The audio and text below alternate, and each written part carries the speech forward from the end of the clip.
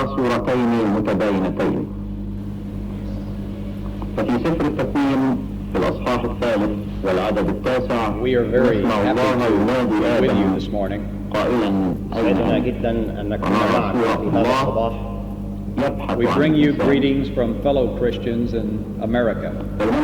نأتيكم بتحيات إخواننا وإخوانكم المسيحيين في الولايات المتحدة. We welcome the opportunity to be able to worship our Lord together. ونسعد بهذه الفرصة التي فيها نستطيع أن نعبد الرب معا. I'm particularly overjoyed that I have my wife Mary and my son Jimmy with me. سعدني أكثر أنني استطعت أن أحضر معي زوجتي ماري وابني جيمي في هذه الرحلة. And of course, Rocky Forshey and Sherry Forshey. ويسعدني أيضا وجود روكي فورشي وشيري فورشي معنا في هذا الصباح. I want to express appreciation to Nabila Shalabi and her family for helping us so much here in Cairo. وأود أن أعبر عن تقديري وشكري للسيدة نبيلة شلبي زوجة الأستاذ مراد تدرس لمساعدتها وعونها هي وعائلتها لنا في القاهرة. And I must extend my gratitude to Dr. Ibrahim Said, who is my voice this morning. أود أن أشكر الدكتور إبراهيم سعيد الذي سوف يترجم لي في هذا الصباح. I consider it a great opportunity to be in your country. أعتبرها فرصة عظيمة أن أكون في هذا البلد. It was a great opportunity to go to the moon, but it's much more enjoyable to be back on the earth. كانت فرصة عظيمة أن أذهب إلى القمر، لكنها أعظم أن أعود ثانية إلى الأرض. The trip to the moon was a transforming experience. إن الرحلة إلى القمر كانت رحلة غيرت مفاهيم الحياة. But our trips around the earth are even a greater challenge. لكن رحلاتنا على الأرض هي تحديات أعظم من رحلة القمر. My life did change because of the things that I saw with my eyes and the things that I felt with my heart. فقد تغيرت حياتي لما رأيته بعيني وما أحسست به في قلبي. But I do want you to realize that I was a Christian before that flight. لكن أود أن أؤكد لكم أنني كنت مسيحيا قبل أن أذهب إلى القمر. I was very fortunate in being born into a Christian family. كنت محظوظا أنني ولدت في عائلة مسيحية. My mother and father gave me that early direction. وأعطاني أبواي التوجيهات المسيحية الأولى. And then when I was a young man, 11 years old, I made that commitment to Jesus Christ. ولما بلغت 11 سلمت حياتي للمسيح. Cementing that very personal relationship which I needed over the years of my life. وكانت لي منذ ذلك الوقت العلاقة والشركة الشخصية مع المسيح التي احتجت إليها طول حياتي بعد ذلك. I developed a love for airplanes and flying at a very early age. فأحببت الطيران والطيارات منذ بداية حياتي. I had the opportunity to go into the Air Force. وكانت لي فرصة دخول سلك الطيران. I became a fighter pilot and I quickly decided that I wanted to fly every airplane that our Air Force had. وأصبحت محاربا طيارا محاربا، وإضافة أدركت أنني أود لو أنني استطعت أن أطير في جميع الطيارات التي يمتلكها هذا السلاح. I was always trying to fly a little higher and a little faster than anyone else.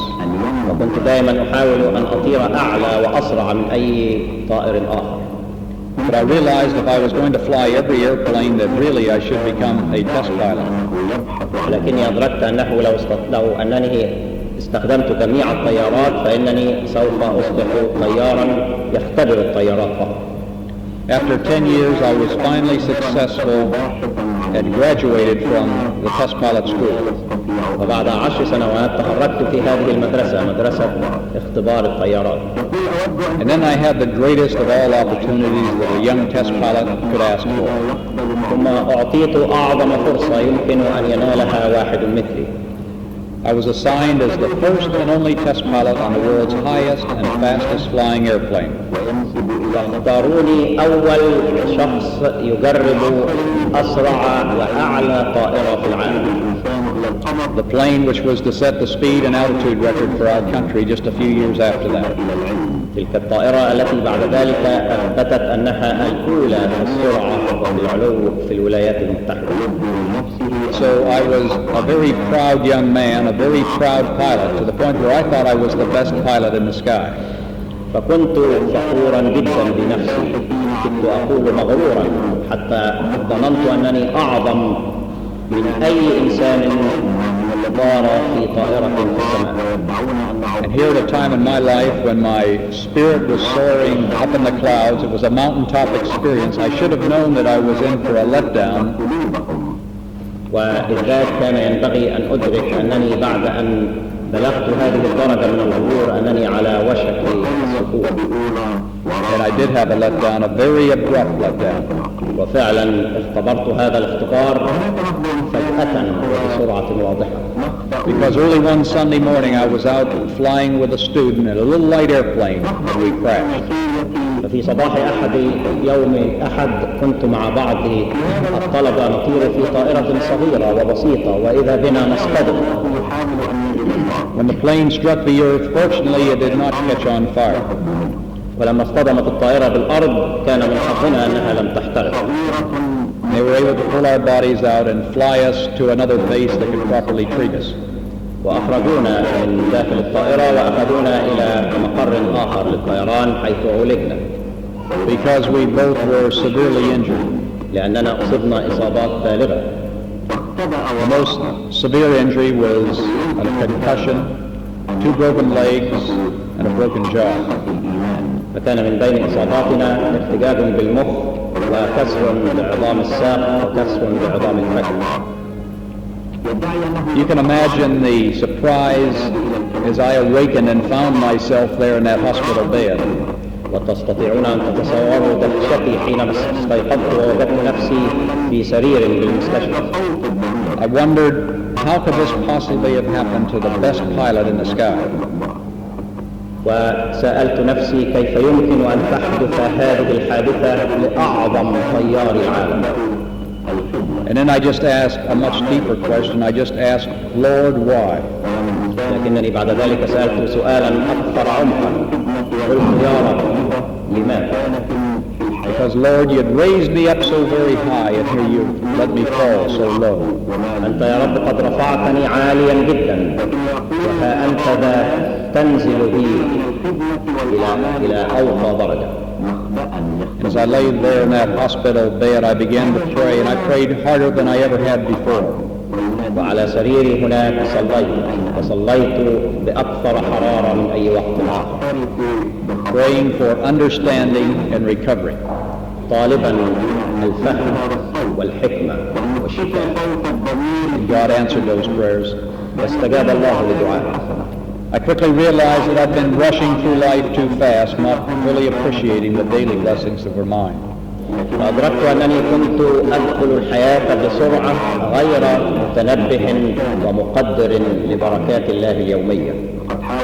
God answered those prayers for recovery because in just 2 short months I was able to leave the hospital. واستجاب الله فشفاني خلال شهرين تركت بعدهما المستشفى. But there were several more months before I was finally able to convince the Air Force that I should fly again. لكن مرت شهور طويلة حتى استطعت أن أقنع سلاح الطيران أنني قادر على الطيران مرة ثانية. After 14 months, I was once again able to soar through the sky. بعد 14 شهرا استطعت للمرة الثانية أن أحلق في السماء. I've always loved the high places on the earth because I've always felt closer to God when on the high places or in the sky. كنت دائما من محبي الأماكن العالية على الأرض لأني أحسست دائما سواء كنت على قمم أماكن عالية على الأرض أو محلقا في السماء أنني أقرب إلى الله. Well, once I got back on flying status, of course, I became a test pilot once again. وبعد أن عدت إلى الطيران مرة ثانية بعد شفائي أصبحت ثانية مدربا للطيران. But I was no longer the only test pilot. No, there were several others, and so I had to go back down to the bottom of the ladder and begin climbing up. لكن لم أعد ذاك المدرب الوحيد للطيارات، لكن كان هناك قائمة طويلة من طيارين مثلي، فكنت في ذيل القائمة وعلي أن أصعد واحدا واحدا. So I was able to work up to the point of flying that very fast airplane. ثم وصلت إلى مرحلة قيادة تلك الطائرة السريعة جدا. But then it became obvious that man could go even higher, that man could actually go out into space. لكن أصبح واضحا بعد ذلك أن الإنسان يستطيع أن يحلق إلى آفاق أبعد وأن يغزو الفضاء. The Russians had sent one of their cosmonauts, and our country was making preparations to send an American. كانت روسيا قد أرسلت فعلا واحدا من رواد الفضاء، وكانت الولايات المتحدة تسعى لأن تعمل مثل ذلك. So naturally I wanted to try my hand at that, trying again to go a little higher, a little faster. وكان طبيعيا أن أصبو أنا نحو هذا الهدف حتى أستطيع أن أطير أعلى وأسرع. So I began putting in my application to become an astronaut. فقدمت طلبي لكي أصبح رائدا للفضاء. But it took many years, many applications before I was finally selected. لكنهم لم يختاروني إلا بعد سنوات طويلة وبعد طلبات عديدة تقدمت بها. In 1966, I began my training as an astronaut. وفي سنة 1969 بدأت تدريبي كملاح في الفضاء. A very different life than the one we'd led before. فعشت حياة تختلف تماما عن الحياة التي تعودتها من قبل. Many new subjects to learn. مواضيع جديدة كان علي أن أدرسها. A spacecraft that flies a little bit differently than an aircraft. ومركبة للفضاء تطير بشكل مختلف عن الطيارات العادية. And then a space suit that is much different than any flying suit that we'd ever had on before. وحلة فضائية تختلف تماما عن جميع الحلل والبدل التي لبستها من قبل. And for me, the preparation of getting ready to go out into space required 5 years. واستغرق تدريبي للوصول إلى الفضاء 5 سنوات. As I look back on that preparation time now, I really view it as a preparation in 3 very distinct areas. وإذا أنظر الآن إلى هذه السنوات ال5 التي قضيتها في التدريب، أرى أنها كانت تدريبا لي في مجالات 3. And that's the preparation of body, mind, and spirit. كانت تدريبا لجسدي ولعقلي ولروحي. And my daily prayer was that God would guide me in those preparations for flight. وكنت في صلواتي اليومية أصرخ إلى الله أن يعينني في هذه التدريبات كلها. And in the summer of 71, those prayers were answered. فاستجاب الله لدعائي هذا في صيف سنة 1971. On July 26, 1971, our boss came into our little bedrooms at the Cape and he aroused us. 26 من يوليو سنة 1971 دخل رئيسي إلى غرفتي وأيقظنا. And his words were, "Okay guys, you ready to go to the moon today?" وقال لنا: هل أنتم أيها الأصحاب على استعداد أن تذهبوا إلى القمر اليوم؟ And of course we were. We had spent almost a lifetime getting ready. كنا قد صرفنا طيلة حياتنا نتمنى هذه اللحظة. And then they took us into the mess hall where they fed us a big breakfast because they want us to be well nourished for that flight into space. ذهبنا إلى المطعم وأكلنا وجبة كان لابد منها حتى نستطيع أن نواجه هذه الرحلة. And then they placed us into the space suit. ثم لبسنا ملابس الفضاء. And then they began testing the suit to make sure it was absolutely airtight. وابتدأوا يجربون حلة الفضاء ليتأكدوا أنها لا تدخل ولا تخرج الهواء. Once they were confident that we had 3 very secure suits, then they took us out to the launch pad. ولما تأكدوا من سلامة هذه الحلة أخرجونا إلى مكان الانطلاق. And as we drove out to the launch pad, of course, we could see that it was just a beautiful morning. وإذ كنا نقود السيارة إلى هناك أدركنا أن الصباح كان جميلا. It was just a joy to be alive. كان عظيما ومفرحا أن نكون أحياء. But for reasons you would understand, there wasn't much conversation in the van as we drove out.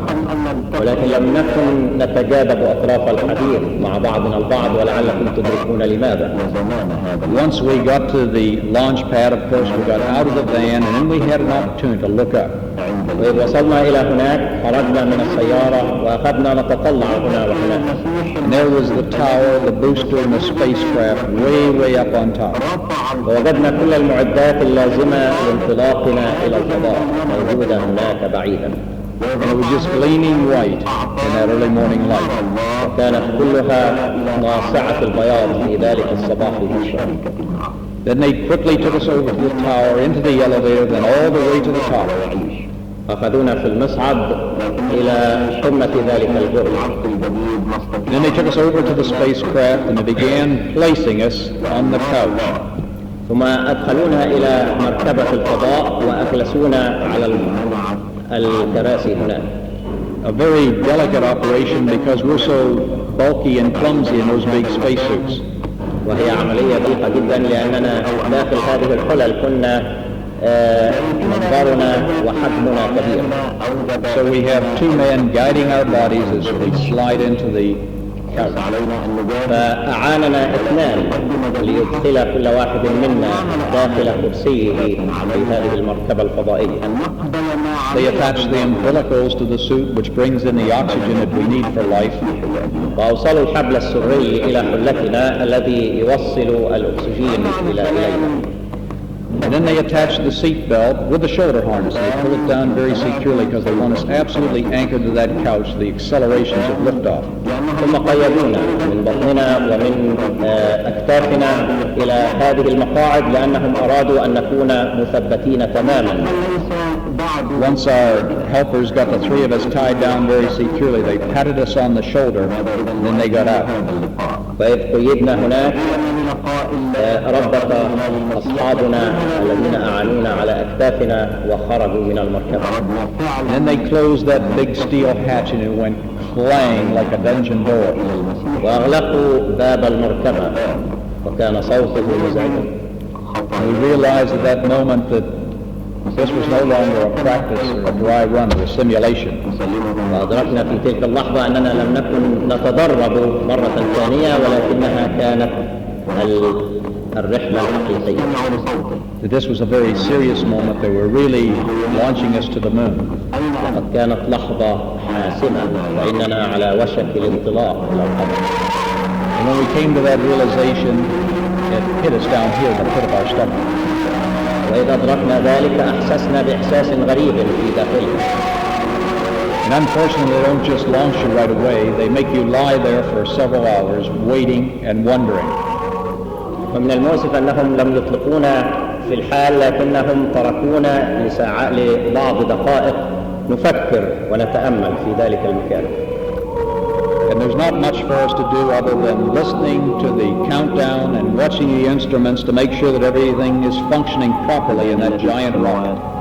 ولم يكن لدينا ما نعمل إلا أن نستمع إلى العد التنازلي وأن نستمع إلى الآلات ونتأكد من دقتها قبل الانطلاق. So these are hours of anxiety. كانت ساعات قلق. The hours drag by with an air of anticipation, an air of expectancy. فطالت الساعات ومرت ونحن في انتظار وفي قلق. But that last minute goes extremely fast. لكن الدقيقة الأخيرة تمر سريعة. And before you know it, you hear the word ignition. وقبل أن تدرك تسمع الأمر بالانطلاق. And then you sense, then you feel, and then you hear all that tremendous power that's being released underneath that rocket. وإذاك تحس وتسمع وتدرك القوة التي ينطلق بها الصاروخ. It's beginning to lift you off the earth. وتحس أن الصاروخ يرفعك فوق الأرض. There's a moment there just of supreme elation, complete release of tensions. وهناك لحظة من اللحظات تحس فيها بالارتفاع والسعادة الكاملة والخلو من كل قلق. almost the happiest moment of my life, to realize that after all of these years of preparation and training here on the earth, at last it was my turn. At last I was leaving the earth. وتكاد تكون أسعد لحظة في حياتي تلك اللحظة التي أحسست فيها أنني في النهاية قد تحقق حلمي وأصبحت في طريقي إلى القمر. We held our breath there for a few more seconds until we heard the words tower clear. وأمسكنا أنفاسنا حتى سمعنا الإعلان أن البرج صالح للطيران. Because at that point we knew that we were off the earth, free of the tower, and on a clear and purposeful voyage into space. وأدركنا أننا قد تركنا الأرض وأننا في طريقنا إلى الفضاء. A trip in which we might encounter problems, but a trip in which we knew that we were thoroughly prepared.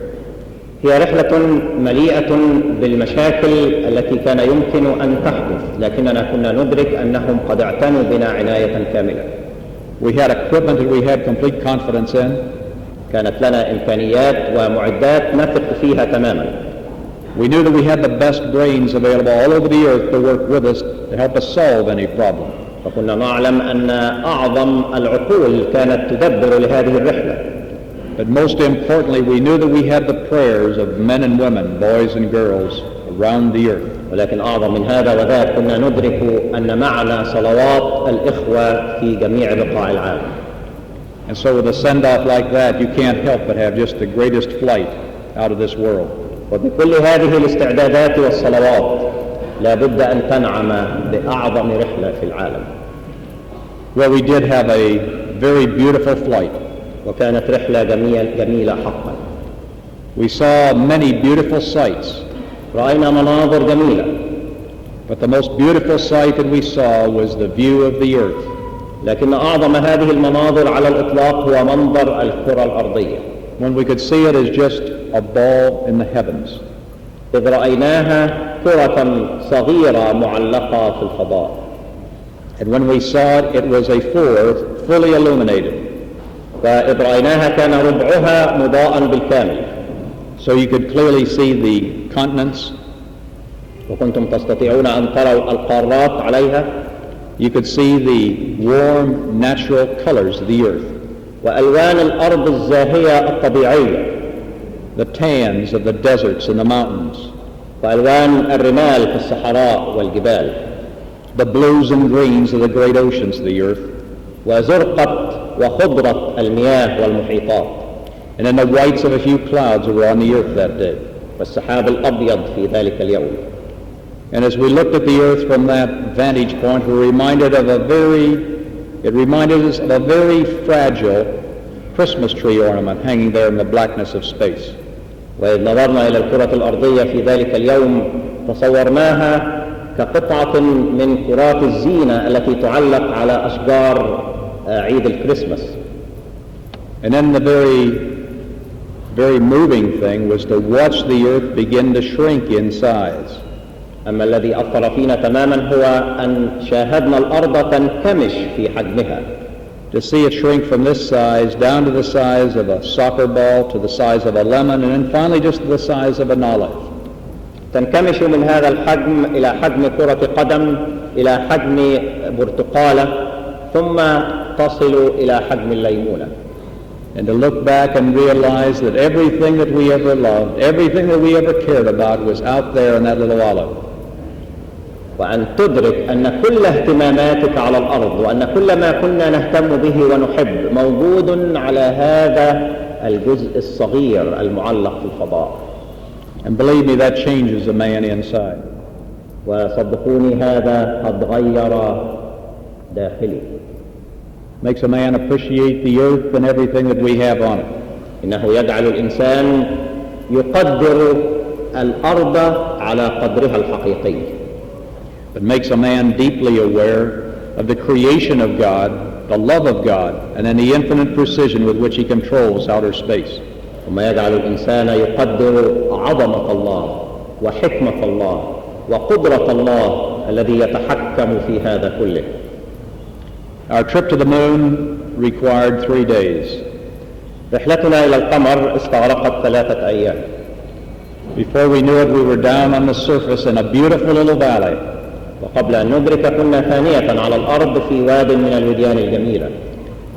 A valley where we had high mountains on 3 sides and a deep canyon to the west. وفي هذا الوادي كانت 3 جبال من حولنا وأخدود حولنا. The Apennine Mountains towered 5,000 meters above our campsite. كان أحد الجبال الأبنايت يصل إلى 5,000 متر فوق مستوى سطح البحر. And the mountains were a golden brown in that early morning sunlight. وكانت الجبال تبدو ذهبية اللون تحت أشعة الشمس المشرقة. It was so beautiful that we felt right at home there in the mountains of the moon. أحسسنا بالسعادة ونحن بين الجبال على القمر وكأننا في الأرض. But the thing that really touched my soul and changed the direction of my life was feeling that God was there. لكن الذي غير حياتي فعلا وغير اتجاه حياتي هو أن أحس وأنا على القمر بين هذه الجبال أن الله هناك. God was there to answer so many of our needs. كان الله هناك مجيبا لصلواتنا. The first example is just answer to prayer. أول استجابة له أنه استجابة دعاء. There were many difficult situations that came up, and when they did, I just gave a quick silent prayer to God. لقد لقينا مشاكل كثيرة أثناء الرحلة، وكلما لقينا مشكلة كنت أرفع صلاة سريعة إلى الله. And just immediately the answer came back. It was just instant communication. فإذ ذاك في الحال كان الله يستجيب وكنا نكون على اتصال سريع. And then there was the guidance that God gave us as we explored the surface, looking particularly for a white rock. ثم كان هناك إرشاد الله لنا في بحثنا على القمر، وكنا نبحث إذ ذاك عن صخر أبيض بنوع خاص. Because the scientists had reasoned that there had to be a light-colored rock there. ذلك لأن العلماء كانوا يقدرون أنه لا بد أن توجد هناك أحجار باهتة اللون بيضاء. The rock that would represent the mountains of the moon. الصخرة التي تمثل صخور جبال القمر. But we never dreamed that we'd find that rock so easily. لكن لم نكن نتصور أننا سوف نقع على هذا الحجر ونجده بهذه السرعة. Because most of the rocks on the moon are covered with dust. لأن معظم الصخور على القمر مغطاة بالرمال. But that wasn't so of the white rock. إلا هذه الصخرة البيضاء كانت مكشوفة لنا. Because there at the base of one of those high Apennine mountains. لأنها في قاع واحد من جبال الأبناين. On the rim of a small crater. وعند منخفض على حافة منخفض صغير. And then on a pedestal rock that looked almost like an outstretched palm, it was covered heavily with dust. ووجدنا صخرة تبدو وكأنها يد إنسان مغطاة بالرمال. There sat the white rock, almost free from dust. وفوق هذه الصخرة التي تبدو ككف اليد وجدنا الصخرة البيضاء التي نبحث عنها بلا رمال فوقها. It was displayed so prominently for us, it seemed to be saying, "Here am I, take me." كانت مكشوفة أمامنا لدرجة أنها كادت تصرخ فينا قائلة: ها أنا ذا هنا، خذوني. And before we'd even returned the rock to the earth, it had been named the Genesis rock. وقبل أن نرجع بهذه الصخرة أسميناها صخرة التكوين.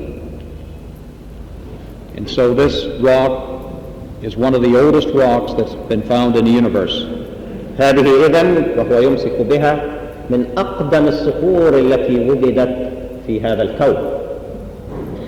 And then it was God's continuing inspiration that caused me to try to quote Scripture.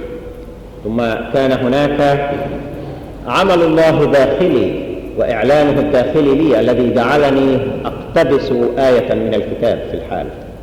That first verse from Psalm 121. هي الآية الأولى من المزمور 121. I will lift up mine eyes into the hills from whence cometh my help. أرفع عيني إلى الجبال من حيث يأتي عوني. Well, it was a great experience in my life to be able to go to the moon. لقد كان اختبارا عظيما في حياتي أن أستطيع أن أذهب إلى القمر. As I returned to the earth, I sensed that God had directed me to a new mission. وإذ عدت إلى الأرض أدركت أن الله قد أعدني ودربني ليوجهني إلى خدمة جديدة. That God simply allowed me to go to the moon to return to share His greatness. أن الله سمح لي أن أذهب إلى القمر لكي أستطيع أن أعود إلى الأرض وأن أشارك مع الآخرين عظمة الله. And also to share His plan for each life. وأن أعلن خطته لكل إنسان. Just as God controls outer space, He would like to control the inner space of man. فكما يتحكم الله في العالم الخارجي والفضاء الخارجي فهو يريد أن يتحكم أيضا في العالم الداخلي داخل الإنسان. The message that I bring this morning is a very simple one. رسالتي إليكم في هذا الصباح رسالة بسيطة. And the message is that God is alive. وملخصها أن الله موجود حي. Not only here on the earth but up on the moon. ليس فقط على أرضنا هذه بل فوق القمر. And that God answers prayer throughout the universe. وأن الله مستجيب للصلوات في أنحاء العالم كله. That no matter how far man might leave the earth, that God is still there to answer his prayers. وأينما ذهب الإنسان ومهما ابتعد عن الأرض فالله هناك يستجيب الصلاة. But the most important thing that I wish to share is God's love for every one of us. لكن أهم ما أريد أن أوصله إليكم هو محبة الله لكل فرد فينا. That He loves every man and woman, boy and girl. إنه يحب كل امرأة ورجل كل ابنة وابنة. He loves you and He loves me. إنه يحبك ويحبني. And He wants all of us to enjoy the full life. وهو يريدنا أن نتمتع بالحياة الحقيقية الفضلة. A life of purpose, a life of fulfillment and joy. حياة لها قصد ومعنى وفرح. But in order to enjoy that full life, we should know His Son, Jesus Christ. ولكن سبيلنا لكي نتمتع بهذه الحياة الغنية هو أن نتعرف وأن نعرف ابنه يسوع المسيح. Because when we invite Jesus Christ to come into our life, He gives us that strength. فعندما ندخل المسيح إلى قلوبنا فإنه يعطينا القوة للتمتع بهذه الحياة. I know in my own life the great joy that night I committed my life to Jesus Christ. أستطيع أن أتحدث عن اختبار تلك الفرحة التي أحسست بها حين سلمت حياتي للمسيح. Because it was even a much happier moment than that time when we left the earth. فقد كانت تلك اللحظة أسعد من لحظات انطلاقنا من الأرض إلى القمر. I shared the thrill also of finding the oldest rock in the universe on the moon. لقد اشتركت في أن أحصل وأن أرجع بأقدم صخرة في هذا الكون من القمر إلى الأرض. But the greatest joy for everyone on the earth is finding the rock of Jesus Christ. لكن أعظم فرح يناله إنسان على الأرض هو أن يختبر صخر الدهور يسوع المسيح. Of believing in this everlasting rock, this rock that will be much older than this rock that will last forever. إن هذا الكتاب المقدس صخر هو أقدم بكثير من صخر القمر وهو أبقى وأخلد من كل صخر آخر. And my prayer this morning for all of us is that the power of the rock of Jesus Christ is very much alive in your life. وصلاتي في هذا الصباح أن يكون هذا الكتاب المقدس صخر المسيح حيا موجودا داخل كل قلب في هذا المكان. Because if Jesus is your rock, you will have a fulfilled life. لأنه إن كان المسيح هو صخر حياتك فسوف تتمتع بالحياة الغنية. You have a partner for eternity. إن لك نصيب في الحياة الأبدية. A rock that you can never lose. صخر لا يمكن أن تفقده. And then with the power of Jesus Christ, all of us can look forward to lifting off from the earth. وبقوة يسوع المسيح فإن كلنا نستطيع أن ننتظر أن نرتفع عن الأرض وأن ننطلق من الأرض. And there'll be no spacecraft required and no spacesuits. لن نحتاج إذ ذاك إلى مركبة فضائية ولا إلى حلة فضائية. We shall be lifted up with the power of God. لكن سنرفع بقوة الله. To be with Him in heaven. لنكون معه في السماء.